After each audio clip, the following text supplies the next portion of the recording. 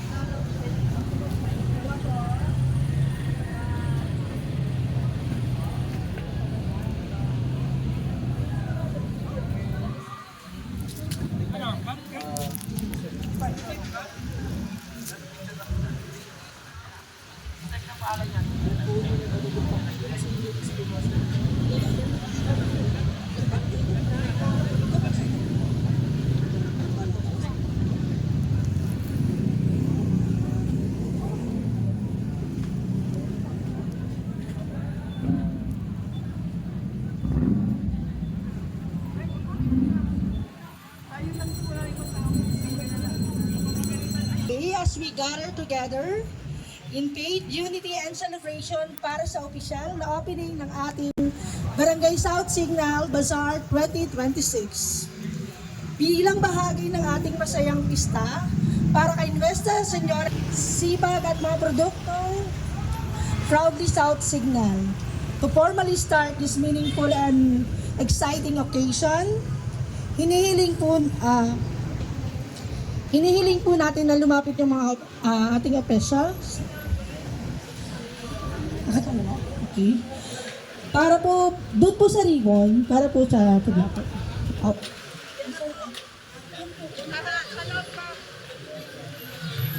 Ano kayong kagyan?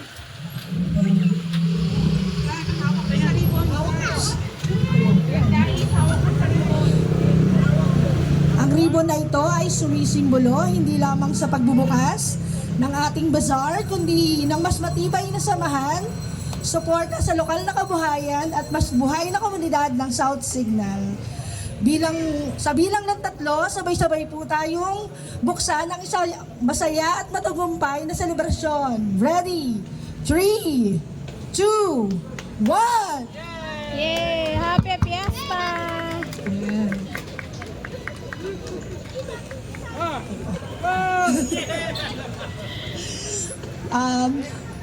Para po sa ngayon po idadaos po natin ang ating piyesta po, Our Lady of Fatima sa ating barangay po. Naway magsaya po tayo. May 13 po ang mismong kaarawan po ng kapistahan. Enjoy po tayo. Maraming salamat po. Ako po ay magpapasalamat sa lahat po ng tumulong at nagbigay ng effort po sa event na to upang matuloy lang po yung ating bazaar po. Itong bazaar po, start po ngayon hanggang next Saturday po. Thank you po. Lalo na po sa ating very supportive po na kapitan. Buong council po ay nandito po para magbigay po ng suporta. Maraming salamat po. And of course, a heartfelt message from our Kagawad Clan, Glenn Robert Roa. Thank you. Unang-una, pasalamat sa ating Kapitan Jun Laurel at mga kasama kong gagawad no, sa pag-conduct nitong basar natin. So sa ating mga kabarangay dito sa South Signal, suportahan po natin ang ating basar para po sa ating Birhen Fatima. So taon-taon naman po yan na ating ginaganap. Kasama nga po natin dyan yung mga patimpalak po natin katulad ng ating mutya.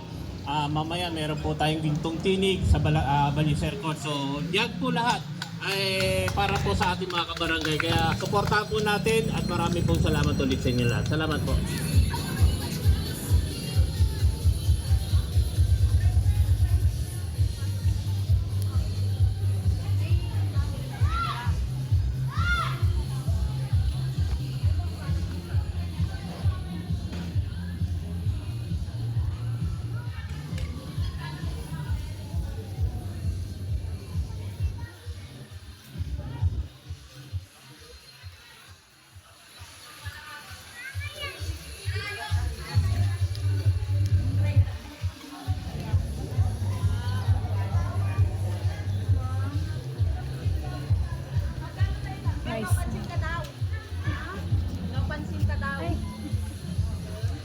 Yes po, rice meal.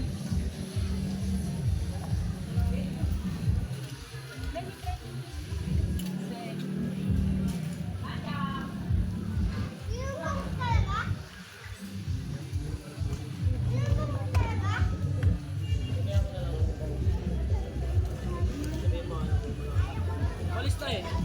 Joyride.